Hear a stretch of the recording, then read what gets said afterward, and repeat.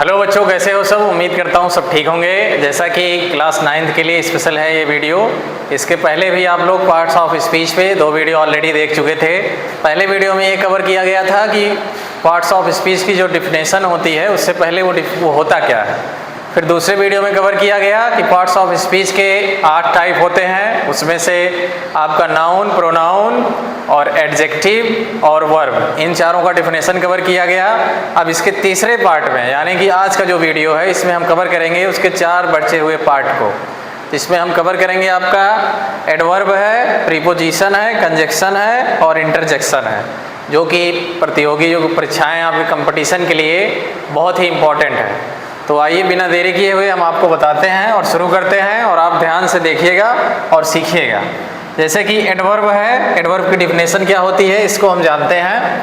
N adverb is a word that adds more information to a verb, an adjective, a preposition, a conjunction, an other adverb or even a whole sentence।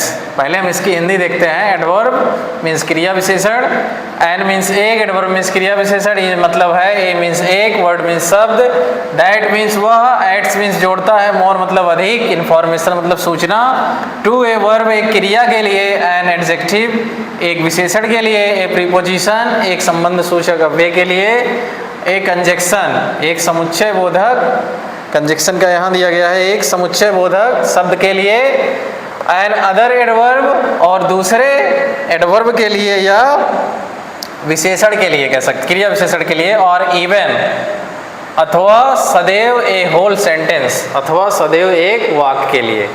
अगर आप एक साथ इसकी हिंदी देखना चाहें तो देख सकते हैं। क्रिया विशेषण किसी क्रिया विशेषण या किसी अन्य क्रिया विशेषण के विषय में अतिरिक्त सूचना देने वाला शब्द क्रिया विशेषण कहलाता है।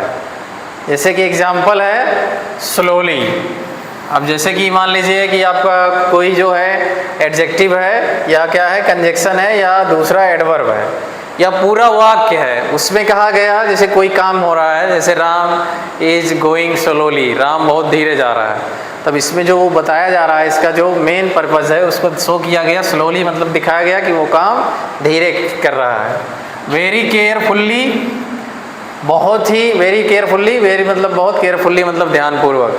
जैसे कोई काम कर रहा है तो कहते हैं बहुत केयरफुल होकर काम करिए, नहीं तो मान लीजिए कोई मशीन का पार्ट है आपने खोला है, या कोई 4 व्हीलर के नीचे गया, आप कुछ सही कर रहे हैं या कुछ तैयार कर रहे हैं आप, या गैस आपने ऑफ नहीं किया, या कुछ ऐसा खतरा वाला काम या बहुत ही नुकसान होने वाला काम है, तो आप कहते हैं बहुत ध्यान से, बहुत ही केयरफुल्ली से।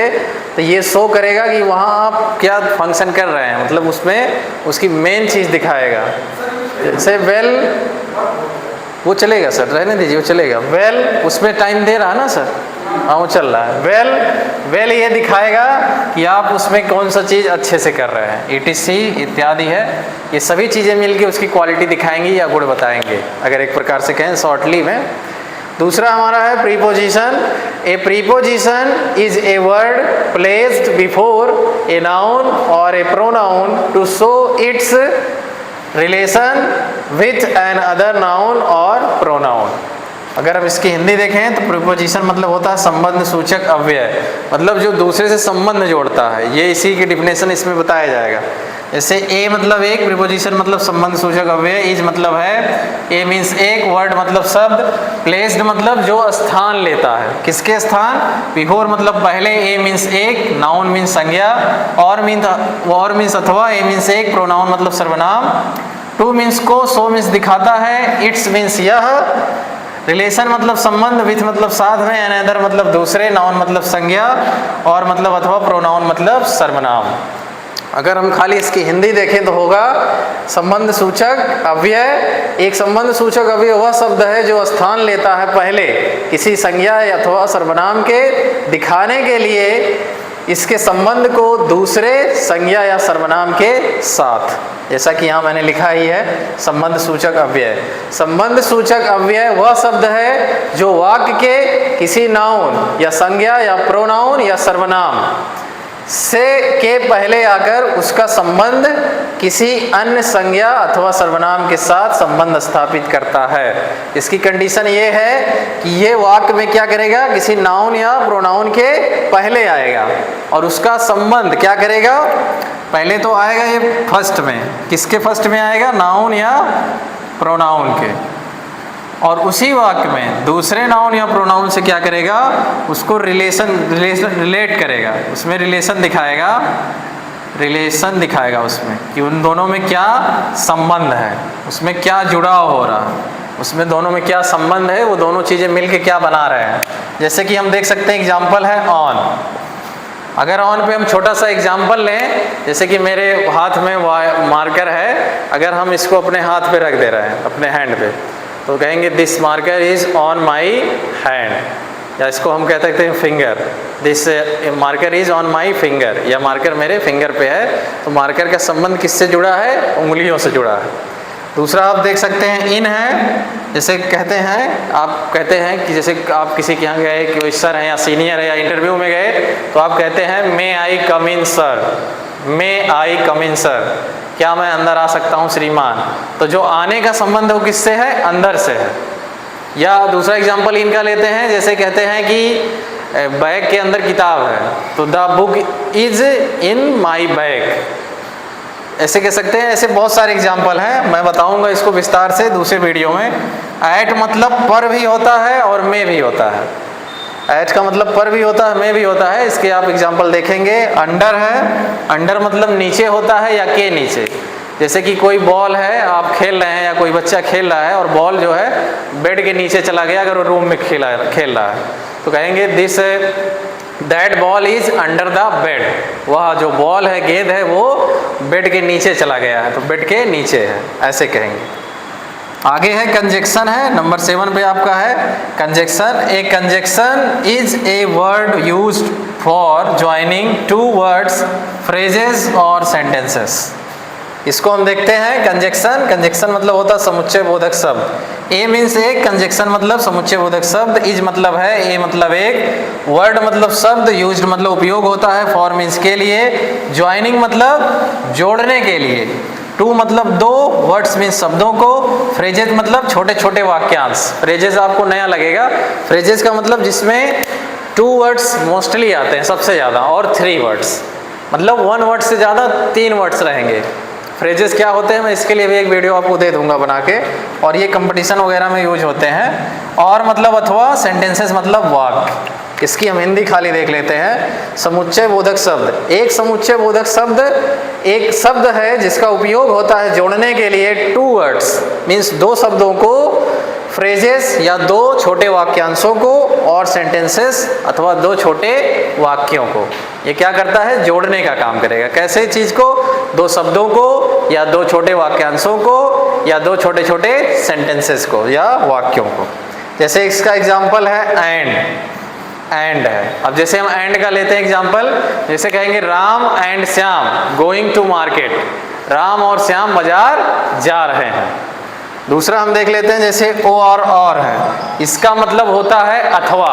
अथवा का मतलब कोई, अथवा का मतलब से कहेंगे या तो लाल सेब ले लो या तो हरे सेब ले लो, तो दोनों में से कोई एक रहेगा। इसको हम जैसे ध्यान देंगे, जैसे कि कह दें या तो आप या तो कोई और, या आप या कोई और आके इस काम को करिए, तो you and anyone done this work, मतलब आप हो या कोई और हो। बट है, बट का मतलब होता है लेकिन। जैसे कहेंगे you going to market but not come here again, आप बाजार जा रहे हो लेकिन यहाँ दोबारा वापस मत आना। या किसी चीज़ के जैसे कोई भी बात हो रहा है, अगर उसमें लेकिन लग गया तो वहाँ के लिए हम बट लगाएंगे। तो इसके लिए भी आगे आपको बताएंगे विस्तार से। बोथ है, बोथ को हम समझते हैं, बोथ का मतलब दोनों होता है। इसको हम समझेंगे जैसे कि आप मल्टीपल चॉइस क्वेश्चन का ऑप्शन सॉल्व करते हैं, जिसको शॉर्टली बोलते हैं MCQs questions, multiple choice question. जैसे जो भी कंपटीशन एग्जाम होते हैं, अभी लेखपाल का एग्जाम हुआ और भी बहुत सारे एग्जाम हो रहे हैं, टीचर का हुआ है नेक्स्ट मंथ है या इसी मंथ के नेक्स्ट मंथ, पुलिस का है, BEd एंट्रेंस है इसी में लास्ट में। तो जो भी आप देते हैं उसमें आप देखेंगे 4 ऑप्शन होते हैं, आपके 4 ऑप्शन होते हैं A B C D। उन चारों ऑप्शन में मान लीजिए दिया है कोई ऑप्शन, मान लीजिए कोई प्रश्न उसमें दिया है राम, दूसरे में दिया है श्याम, तीसरे में दिया है बोथ राम एंड श्याम, तो बोथ का मतलब दोनों होता है, और डी में दिया है नन, तो मान लीजिए राम एंड श्याम सही है तो वहाँ राम एंड श्याम नहीं लिखेगा, सही होगा both Ram, both A and B देगा ऐसे करके ऑप्शन में, तो बोथ का मतलब दोनों होता है, ETC का मतलब इत्यादि। आगे हम बढ़ते हैं, लास्ट पे इंटरजेक्शन है। An interjection is a word which express some sudden feeling or emotion। तो इसको देखेंगे, विस्मय बोधक अव्यय इसका हिंदी होता है। एन मीन्स एक, इंटरजेक्शन मतलब विस्मय बोधक अव्यय, इज मतलब है, ए मीन्स एक, वर्ड मतलब शब्द, विच मतलब जो कि, एक्सप्रेस मीन्स बताता है, व्याख्या करता है, सम मतलब कुछ, सडन मतलब अचानक, फीलिंग मीन्स भावनाओं को, और इमोशंस अथवा आपके इमोशंस को या जो आपके अंदर जो उत्पन्न भावनाएं हैं।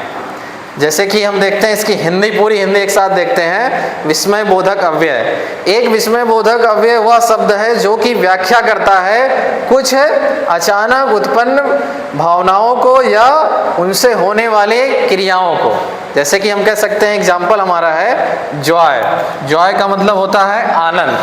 अब जॉय में मान लीजिए जैसे कि आपके घर कोई आ गया, जैसे आपके माता जी हैं, सॉरी मामा जी हैं या मौसा जी हैं, तो उनमें से कोई भी आया और आपके लिए वो क्या किए, एक पैकेट ले लिए, कुछ स्पेशल नमकीन है या बिस्किट है, मतलब मिठाई का डब्बा तो लाए हैं, लेकिन आप घर में एक लोग हैं, सिस्टर हैं या बहन है, ब्रदर हैं, कोई भी हैं, तो उन्होंने आपके लिए स्पेशल एक कोई चॉकलेट ले आए या वो आपके लिए नमकीन का पैकेट लाए या बिस्किट लाए, आप देखे और एक्साइटेड हो गए, क्या बात है, मेरे लिए कितनी अच्छी चीज़ें आ गई है, तो वहाँ आप जॉय कह सकते हैं।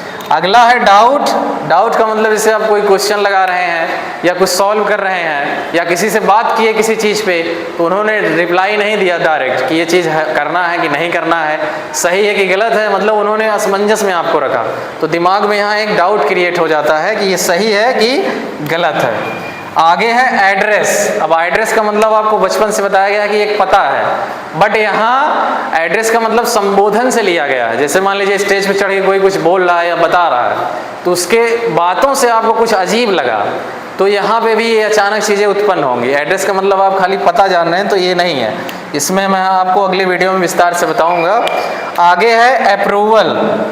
जैसे कि बच्चे एप्लीकेशन लिखते हैं छुट्टी के लिए, कहीं शादी में जा रहे हैं, एडवांस 1 हफ्ते की छुट्टी लेते हैं, या घर पे कोई फंक्शन है या घर बन रहा है 2-3 दिन की छुट्टी लेते हैं, तो वो हमारे सीनियर जो प्रिंसिपल सर होते हैं या मैनेजर सर, तो उनसे अपॉइंटमेंट लेना पड़ता है, या जैसे डॉक्टर को दिखाने जा रहे हैं वहाँ पे भी अपॉइंटमेंट लेते हैं, तो उसको अप्रूवल बोलते हैं। अप्रूवल का मतलब वो चीज़ मान लिया गया, तो उसके लिए भी जब कोई मान लेगा तो आपको कुछ अच्छा लगेगा या बुरा लगेगा, नहीं माना तो वो भी भावनाएं इसमें ही आएंगी। और हेट मतलब आप जान ही रहे हैं, हेट मतलब होता है घेड़ा, ये तो आप जान ही रहे हैं, किसी ने कुछ आपको उल्टा सीधा कह दिया या किसी ने आपकी कोई विश नहीं पूरी की तो आप उससे घेड़ा करने लगे या कुछ बातें हो गई, बहस। ग्रीफ होता है, ग्रीफ का मतलब एलास होता है। जैसे कि मान लीजिए किसी का एक्सीडेंट हो गया और सीधे वो कोमा में चला गया या हॉस्पिटल में चला गया, या किसी की डेथ हो गई जिसकी डेथ होने वाली नहीं थी, तो आपने सुना तो आपके दांत जो है खट्टे हो गए, कहते हैं दांत खट्टे हो गए, या कहेंगे आ भरेंगे, अरे कैसे हो गया, तो जो आ भरेंगे वो होगा एलास। एलास का मतलब दुख को प्रकट करना। या और भी सारी चीज़ें हैं, जैसे जॉय का मतलब हुर्रा होता है, इसको हुर्रा वर्ड से दिखाते हैं। हुर्रा का मतलब जैसे कि 2-3 जगह जैसे टूर्नामेंट हो रहा है, क्रिकेट हो रहा है, कोई टीम जीत गई तो उस टीम को जब जीत जाएगा तो वो इंग्लिश में बोल सकते हैं hurrah we won the match, अरे मज़ा आ गया, हमने मैच को जीत लिया।